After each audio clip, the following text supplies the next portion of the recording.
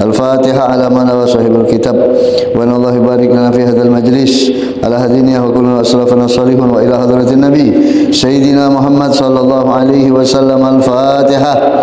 أعوذ بالله من الشيطان الرجيم. بسم الله الرحمن الرحيم. الحمد لله رب العالمين الرحمن الرحيم مالك يوم الدين إياك نعبد وإياك نستعين اهدنا الصراط المستقيم صراط الذين أنعمت عليهم غير المغضوب عليهم ولا الضالين. Amin. Assalamualaikum warahmatullahi wabarakatuh. Bismillahirrahmanirrahim. Alhamdulillahilladzi hadana li hadza wa ma kunna linahtadiya laula an hadanallah. Wassalatu wassalamu ala sayyidina wa maulana Muhammad syafi'una yaumal kiamat wa ala alihi wa sahbihi ahli sidiki wal hudat. Subhanaka la ilma lana illa ma 'allamtana innaka antal alimul hakim. Rabbi shrah li sadri wa yassir li amri wahlul 'uqdatam min lisani yafqahu qawli. Amma ba'du. Ma'asyiral hadirin wal hadirat, mustami'in mustami'at, mukminin mukminat, wabil khusus segenap jamaah Mushallah Nurul Iman lorong Pekapuran 40 Laut Palembang yang dirahmati Allah Ta'ala. Kepada yang dimuliakan Allah, orang-orang tua kita, semoga dipanjangkan umur dalam ketaatan kepada Allah, dan juga kepada segenap pengurus Mushallah Nurul Iman istiqamah dalam kebaikan. Hadirin hadirat, mudah-mudahan senantiasa dilindungi Allah Subhanahu wa taala, dirahmati Allah Taala, dijauhkan dari penyakit, dijauhkan dari sesuatu yang tidak baik, dan mudah-mudahan bagi keluarga kita yang sekarang mungkin dalam keadaan kurang sehat, semoga disehatkan Allah selalu, dan mudah-mudahan kita selalu berada dalam kebaikan dan diridai oleh Allah Subhanahu wa taala. Amin ya rabbal alamin. Alhamdulillah, kita malam ini dikumpulkan Allah kembali duduk bersama di majelis taklim rutinan kita setiap Rabu malam Kamis ba'da salat maghrib. Alhamdulillah, tanpa terasa kita berjumpa kembali, dan alhamdulillah kita telah selesai melaksanakan salat maghrib berjamaah. Masing-masing kita punya doa kepada Allah, semoga dikabulkan Allah kebaikan dunia akhirat, dan insyaallah kita akan menyambung pembahasan daripada pembahasan kitab kita, yaitu kitab daripada kitab Nasihat Diniyah wal Wasail Imaniyah. Insyaallah kita akan menyambung. Bismillahirrahmanirrahim. Wa qala alaihi salatu wassalam fi suratil Baqarah. Hal-hal yang berkaitan dengan keutamaan surat yang kita baca, yang dianjurkan oleh Rasul untuk diamalkan. Nabi Muhammad SAW bersabda di dalam menerangkan tentang surat Al-Baqarah. Iqra'u surat Al-Baqarah. Berarti memang ada perintah dari Nabi untuk membaca surat Al-Baqarah. Bacalah kalian surat Al-Baqarah. Jadi di sini Rasulullah mengatakan dengan kalimat jamak, iqra'u, berarti suruhnya bacalah. Bacalah kalian surat Al-Baqarah. Fa inna akhzaha barakah. Orang yang mengambilnya atau membacanya akan mendapatkan keberkahan. Wa tarakaha hasratan, dan yang meninggalkannya, nandak maconyo, akan mendapatkan kerugian. Wala yastati'u hal batalah, dan orang yang mengamalkannya tidak akan pernah mendapatkan kebatilan. Ini kata Rasul sallallahu alaihi wasallam. Jadi memang ada perintah dari Nabi Muhammad untuk kita membaca surat Al-Baqarah. Sampai-sampai Rasulullah menyatakan, annal baital ladzi tuqra'u fihi surat Al-Baqarah, rumah yang dibacakan padanya surat Al-Baqarah, kita baca surat Al-Baqarah di rumah kita, la yaqrubuhu syaiton salasan. 3 hari tak dipakai oleh syaitan. Kalau kita baca surat Al-Baqarah di rumah kita, 3 hari syaitan berlari dari rumah kita. Jadi untuk memperpanjang pajaknya, tambah lagi. Papa selesai, tambah lagi, tambah terus, maka syaitan tidak bakal masuk ke rumah kita. Jadi intinya apa dia? Umpama rumah banyak keributan, rumah tak tenteram, rumah tak tenang, bacakan surat Al-Baqarah. Itu yang diajarkan oleh Rasul sallallahu alaihi wasallam. Kemudian wa min zalika, di antara anjuran yang harus kita lakukan, qiraah surat Yasin al-Mubarak, membaca surat Yasin. Qala alaihi salatu wassalam, Yasin qalbul Quran.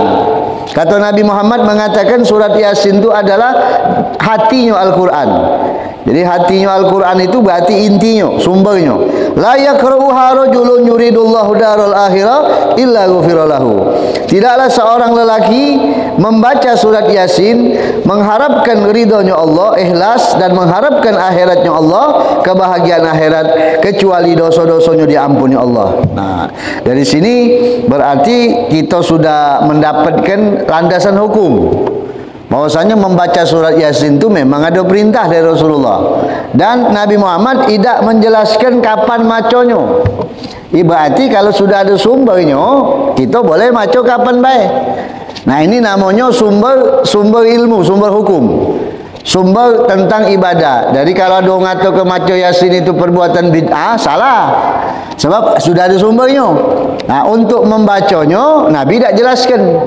Artinya kalau kita ngembek sikok hadis ini sudah cukup. Lalu ditambah dengan hadis yang lain, tambah banyak dalilnya. Nah, kemudian dalam riwayat yang lain diriwayatkan anna man qara'aha, barang siapa yang membaca surat Yasin, kana kaman qara'al Quran asra marrat, sama seperti telah membaca Quran sebanyak 10 kali. Tuh, surat Yasin itu. Jadi kita baca surat Yasin sekali itu sama dengan mengkhatamkan Quran 10 kali. Keutamaannya baik, tapi bukan berarti tidak usah baca Quran baik kalau cek itu baca Yasin, bukan. Mendapatkan pahala sama seperti kita mengkhatamkan Quran 10 kali. Ya teman, pahalanya baik, tapi berbeda kalau kita baca Quran dari Alif Lam Mim, dari Al-Fatihah sampai An-Nas, itu lain lagi keutamaannya. Cuman kita mendapatkan keberkahan ketika kita baca surat Yasin. Nah, itu makanya para ulama itu ngajarkan baca surat Yasin itu setiap malam. Bahkan Rasulullah dalam riwayat mengajarkan untuk membaca surat Yasin itu di waktu pagi sama di waktu sore. Wong yang membaca surat Yasin di waktu pagi, dia akan diamankan Allah sampai ke sore. Wong yang membaca surat Yasin di waktu sore, dia akan diamankan Allah sampai pagi. Nah, makanya amalan surat Yasin itu sangat dianjurkan untuk dibaca. Kemudian apalagi surat yang disunahkan untuk dibaca, yang ada keutamaannya, qiraah surat Tabarok Al-Muluk, membaca surat Al-Muluk atau surat Tabarok. Kapan bacanya? Kullailah, setiap malam. Membaca surat Al-Muluk juz yang ke 29, ya, awal juz yang 29. Kalau tidak salah ayatnya ada 30. Qala alaihi salatu wassalam, Nabi Muhammad bersabda, hiyan nafi'ah wal munjiyah min azabil qabri. Dialah surat yang bisa memberikan manfaat dan akan menyelamatkan wong yang galak membacanya dari azab kubur. Jadi wong yang dawam baca surat Al-Muluk setiap malam, maka Allah akan aman ke dia dari azab kubur. Ini keutamaan surat Al-Muluk. Dan juga dia akan memberikan syafaat pada seseorang yang membacanya. Mungkin kita pernah dengar cerita itu, ada sikok surat yang pernah protes. Ketika orang itu membaca surat itu, kemudian di dalam alam barzah wong ini dapat hukuman. Kemudian surat itu datang memprotes bahwa seakan-akan dia mengatakan, ya Rabb, ini kalau mano janji Rasulmu telah bersabda, barang siapa yang membaca surat Al-Muluk maka Allah akan amankan dari azab kubur. Loh, ngapa wong ini diazab? Dia rajin maco aku, kata surat Al-Muluk ini. Kalau memang apa yang dikatakan Nabi itu benar, maka laksanakan. Istilahnya malaikat ini surat ini protes dengan malaikat yang nyiksa wong yang dalam kubur tadi. Maka pada waktu itu Allah Subhanahu wa taala katakan kepada malaikatnya, berhenti ke dulu, stop ke dulu, jangan diazab. Akhirnya sampailah surat Al-Muluk tadi memberi syafaat. Kalau umpama aku tak pacak ngenjuk syafaat dengan dia, hapus kebaya aku dari Al-Quran. Jadi surat ini baca memberi syafaat bagi wong yang galak maconyo di alam kubur. Nah, ini yang penting. Sebab kita ni bakal laju setelah ini. Bakal masuk ke azab, ke dalam alam barzah. Maka jangan tinggalkan kalau baca maco surat Al-Muluk setiap malam. Bahkan diriwayatkan Rasulullah sallallahu alaihi wasallam la yanamu kullalailah. Beliau tidak pernah tidur setiap malam sehingga beliau membaca 2 kok surat. Rasulullah itu sebelum tidur membaca 2 kok surat, ada riwayat yaitu surat Alif Lam Mim Sajadah dan surat Tabarok Al-Muluk. 2 kok surat yang dibaca Nabi sebelum tidur. Makanya para ulama mengatakan solat ba'diyah isya itu bacaan suratnya dua ikut itu. Alif lam mim sajadah sama al-muluk. Ada riwayat, sebabkan di dalam riwayat dikatakan barang siapa yang melaksanakan solat ba'diyah isya 4 rakaat arbaun ba'dal isya kamislihinna lailatul qadar. Makna hadis atau kama qala Nabi. 4 rakaat setelah solat isya itu dapatkan pahala seperti kita beribadah di malam Lailatul Qadar. Nah, para ulama di sebagian riwayat menyatakan bacaan yang dibaca Rasulullah di 2 rakaat ba'dal isya itu adalah surat Alif Lam Mim Sajadah dan surat Al-Muluk. Itu boleh kalau nak ngamalkannya. Sebab Rasulullah juga melakukannya. Kemudian apa lagi surat yang dibaca, yang diperintahkan oleh untuk kita baca? Surat Ad-Duhan.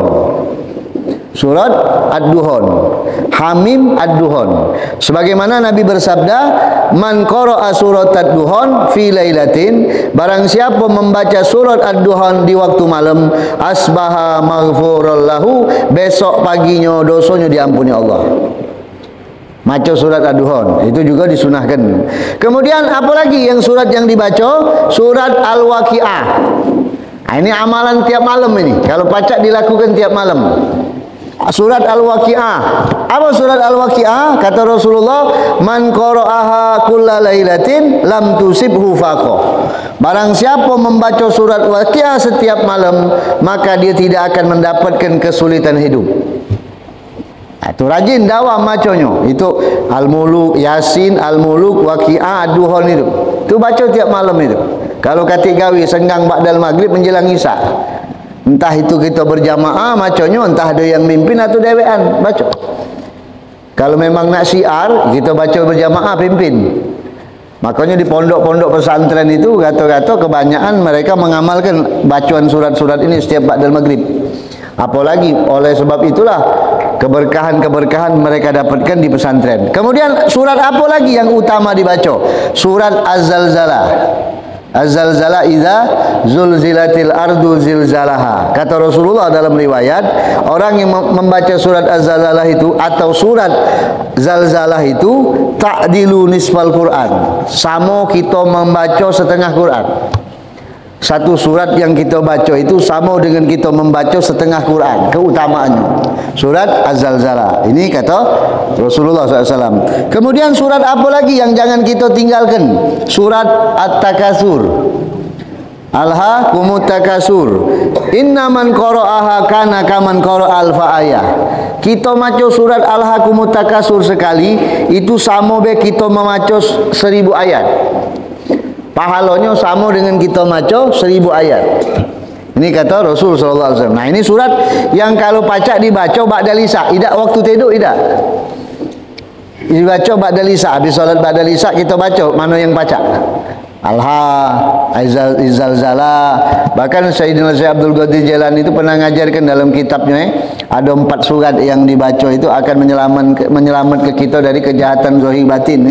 Inna anzalna izalzala, itu termasuklah suratnya itu. Ada 4 surat. Sekolah apa lagi? Hah? Iqra Ya, terus Bila Quraisyin ya. 4 ikut surat yang dibaca setiap hari, yang ditinggalkan itu keutamaannya besar. Kemudian apa lagi surat yang dibaca? Qul huwallahu ahad. Anjuran baca surat Al-Ikhlas. Wong yang baca surat Al-Ikhlas itu sama dengan membaca seperempat Quran, sepertiga Quran. Wa anna man qara'aha asyra marrat, dan barang siapa yang membaca surat Qul huwallahu ahad 10 kali, bunyalahu qasrun fil jannah, akan dibangunkan untuknya istana di surga. Baca surat Qul huwallahu ahad 10 kali. Itu. Makanya orang dulu tu galak maco itu berapa kali banyaknya. Kadang-kadang ada tahlil yang maconya 10 kali Qul huwallahu ahad itu, supaya mendapatkan bagian fadilahnya. Kemudian dianjurkan juga membaca surat Al-Ikhlas itu 10 kali, ketika pagi, ketika sore, dan ketika tidur. Jadi membaca surat Al-Ikhlas itu bukan hanya 10 kali mendapatkan itu, tapi juga dianjurkan juga membacanya 10 kali setelah setiap selesai solat. Ada anjuran juga dari Rasulullah. Setelah selesai solat, bacanya 10 kali. pagi 10 kali, ketika sore 10 kali, dan ketika tidur 10 kali. Itu anjuran juga. Kemudian menambahnya membaca surat tambahan, surat Al-Falaq sama An-Nas. Jangan tinggalkan juga. 3 kali itu dibaca. Makanya di dalam Wirdul Latif itu macamnya 3 kali. Pagi-pagi itu kita baca Wirdul Latif itu 3 kali Qulhu, 3 kali Al-Falaq, 3 kali An-Nas. Itu memang ada perintahnya. Dan orang yang mengamalkan itu hifzun minal afat, dia akan dijaga dari segala bencana, wa kifayatul li jami'il muhimmat, dan akan mendapatkan seluruh keinginan hajat dia. Makanya amalan-amalan itu sebenarnya tidak ada panjang, pendek. Kemudian apa lagi yang diajarkan Nabi untuk dibaca? Suratul Fatihah. Suratul Fatihah innaha a'zamu surah fil Quran. Surah yang paling agung di Quran. Suratul Fatihah. Semalam kita bahas di majlis, kitab yang diturunkan Allah itu di dunia ini 104 ikok. 104 ikok. 60 untuk Nabi Sis, 50 lembar untuk Nabi Sis, 30 lembar untuk Nabi Ibrahim, 10 lembar sebelum Taurat untuk Nabi Musa, dan 4-nya Taurat, Injil, Zabur, Quran. Jadi 104 ikok. 104 ikok kitab yang diturunkan Allah dari langit itu dikumpulkan dalam Al-Quran. Intinya Al-Quran dikumpulkan lagi menjadi suratul Fatihah. Fatihah itu inti dari Al-Quran, maka dia disebut dengan A'zamul Quran, surah fil Quran. Makanya wong yang membaca surat Fatihah itu luar biasa, karena dia disebut juga dengan sebutan Sab'ul Masani wal Quranil Azim. 7 ayat dia. 7 ayat surat Fatihah itu. Jadi suratul Fatihah itu inti dari Al-Quran. Nah, kemudian diintisarikan lagi suratul Fatihah itu Bismillahirrahmanirrahim. Bismillahirrahmanirrahim diintikan lagi jadi baknya. Bak di Bismillah itu rahasianya besar itu. Bahkan ada ulama yang menulis kitab tentang bak Bismillah itu. Bak Bismillah itu diintikan lagi titiknya. Titik di bak itu. Makanya Fatihah itu besar fadilahnya, keutamaannya.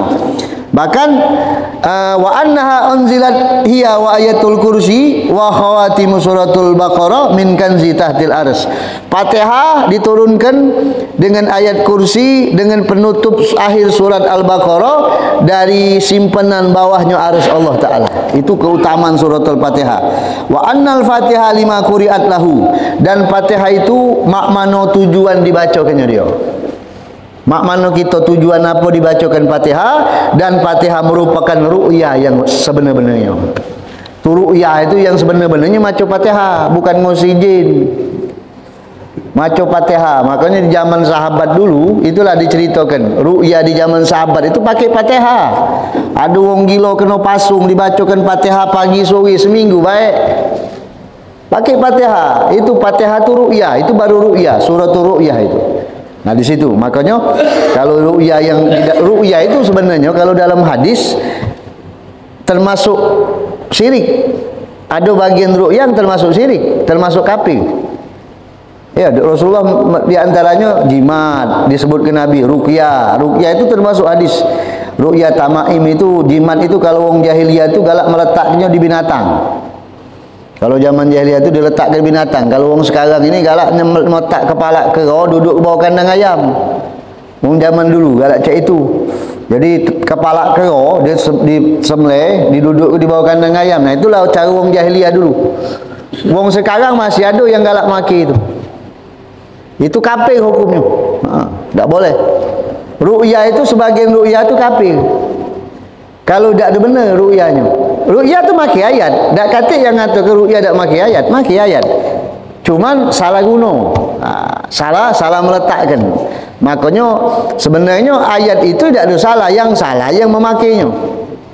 Jadi sebutlah dengan ilmu hitam sama ilmu putih. Bahasa kita tadi sebenarnya ilmu itu tak kata ilmu hitam ilmu putih itu ilmu itu sikap. Cuman disebut ilmu hitam sama putih kerana salah meletak ke. Yang ilmu hitam tadi maki ayat juga. Cuman salah guna. Contohnya apa dia? Dia nak nunduk ke wong maki ayat surat Yusuf. Dipakainya kan tujuannya kan untuk nunduk wong. Kadang-kadang dipakai salah guna supaya tak ada mayar hutang macamnya. Padahal mayar hutang tu kan wajib. Itu seperti itu. Jadi intinya surat Fatihah tu tergantung mak mana kita muatnya, mak mana kita tujukan. Kalau kita doakan wong sakit bisa. Kita untuk apa? Untuk menjaga rumah bisa. Mak mana kita tu lah. Fatihah waktu milad, waktu kelahiran anak, niatkan Fatihah panjang umur dalam taat, Fatihah bisa. Sesuai dengan tujuan kita surat Fatihah itu. Makanya memang turunnya sesuai dengan apa yang kita butuhkan. Jadi intinya Fatihah itu tidak terikat dengan sesuatu apapun. Mana yang baik kita bacakan Fatihah. Itu yang tentang suratul Fatihah. Kemudian ayat kursi, Sayyidu Ayil Quran, pemimpin ayat-ayat Al-Quran. Ayat kursi ini dikenal dengan Sayyidatu Ayil Quran, pemimpin ayat-ayat Al-Quran, tuannya. Wa anna man qara'aha ba'da kulli salatin, barang siapa yang membaca ayatul kursi setelah selesai salat waktu, 5 waktu, ba'da kulli salatin maktubah, setelah selesai salat 5 waktu, lam yakun bainahu wa baina duhulil jannah illa ayyamuta, tidak katik jarak antara dia dan surga kecuali kematian. Kalau bangsa dak katik mati macu ayat kursi habis salat langsung masuk surga. Cuman kita ada proses kematian. Tu makanya jangan tinggalkan macu ayat kursi setelah selesai salat 5 waktu. Ingatkan itu sunnah yang diajarkan Rasulullah. Kalau ingin mendapatkan surganya Allah Ta'ala. Kemudian diriwayatkan barang siapa yang membaca ayatul kursi ketika nak tidur, lam yakrabhu syaitan hatta yusbih, syaitan tak pacak marai dia sampai pagi. Kalau kita macu ayat kursi sebelum tidur, maka jangan tinggalkan macu ayat kursi sebelum tidur tu. Baca sebelum tidur, baca ayat kursi. Tiup ke badan, maca subhanallah 33, alhamdulillah 33, Allah akbar 34, tiup ke di tangan. Yang diajarkan Rasulullah. Usap ke di badan, maca itu. Setelah tasbih 33 tu, usap, ditiup ke di tangan, metukan banyu ludah tapi tak ada keluar banyu. Macam itu ditiupkan tapi tak keluar banyu. 3 kali tiup. Gosokkan ke badan. Itu ajaran yang diajarkan oleh Rasulullah SAW. Nak tidur itu. Sebab kita ni tak tahu tidur kita. Mak mana tidur kita tu. Itulah kadang-kadang tidur tu bangun dan langsung sakit kita. Kita baca ayat kursi, jangan tinggal. Kemudian apa lagi? Membaca 2 ayat di akhir surat Al-Baqarah. 2 ayat di akhir surat Al-Baqarah. Apa dia ayatnya? Dari amanah Rasul. Amanah Rasulu bima unzila ilaihi min rabbihi wal mu'minun, sampailah la yukallifullahu nafsan illa wusaha, sampailah fansurna 'alal qaumil kafirin. Itu 2 ayat. Kata diriwayatkan barang siapa yang membaca 2 ayat di akhir surat Al-Baqarah, kafatahu itu ulama mengatakan Allah akan cukupkan kesumpahannya. Dan ada ulama mengatakan Allah akan cukupkan bangun malam. Dia mendapatkan dia bangun malam tapi mungkin pahala tidak sempurna. Kalau dia baca 2 ayat itu sebelum tidur, maka dia mendapatkan fadilah keutamaan bangun malam. Amanah Rasul itu. Itu dianjurkan oleh untuk dibaca juga. Maka Rasulullah menyatakan alimuhuma nisa'akum wa abna'akum, ajarkan 2 surat itu kepada bini-bini kalian, ya Rasulullah. Ajarkan bini kalian maca surat itu, wa abna'akum, dan anak-anak kalian. Fa innahuma salatun wa qur'anun wa du'aun. Sebab 2 ayat ini adalah doa, salat, pahalanya pahala salat, pahala Quran, dan pahala berdoa, kata Rasulullah. Jadi kalau kita maca 2 ayat ini mendapatkan 3 keutamaan. Sama baik kita melakukan solat, sama baik kita membaca Quran, dan mendapatkan pahala berdoa. Ajarkan bini-bini sama anak kalian, ya Rasulullah. Itu engkau napalkan mereka di rumah itu. Makanya itu bagus sekali apa yang diajarkan Nabi Muhammad SAW. Bahkan Imam Ali bin Abi Thalib menyatakan, kata Imam Ali, ma'a'lamu ahadan ya'qalu, aku tidak mengenal seseorang yang mempunyai akal. Dahala fil Islam, ketika dia masuk Islam, yanamu, dia ketika dia nak tidur, ada wong yang memang kalau memang pengen disebut wong berakal, kata Imam Ali, Kalau orang berakal itu, ketika dia nak tidur, dia membaca 3 ayat dari akhir surat Baqarah. Kalau tadi 2 ayat, ada tambahan sikok dari mulai lillahi ma fis samawati wa ma fil ard itu. Sampailah fansurna alal qaumil kafirin. Itu juga dibaca sebelum tidur. Kata Imam Ali, orang berakal tak mungkin tinggal macam itu. Sebab dia faham dan dia mengerti. Nah, Imam, jadi di sini kita mendapatkan keutamaan-keutamaan tentang membaca akhir 2 ikut surat di akhir Al-Baqarah tadi. Bahkan Imam Nawawi radhiyallahu anhu taala, beliau mengatakan diperbolehkan arti daripada kapatah itu, orang mengamalkan 2 ayat akhir surat Al-Baqarah, maka Allah akan cukupkan dari kesumpakan dia. Kata Imam Nawawi, artinya Allah Ta'ala itu cukupkan dia untuk mendapatkan pahala bangun malam semalam suntuk, kalau dia baca 2 surat itu sebelum dia tidur. Nah, itu artinya mendapatkan keutamaan. Kalau dia tak ada bangun, dia mendapatkan pahala sama dengan ibadah 1 malam suntuk. Nah, berbeda kalau dia bangun. Kalau dia bangun maco pula, 2 kali lipat pahalanya. Dia maco sebelum tidur, kemudian malamnya dia bangun tahajud, tambah lagi dia dapatkan keutamaannya. Nah, ini sebenarnya bab ini banyak sekali kalau nak diamalkan. Ayat-ayat, surat-surat yang bakal dibaca tu banyak sekali.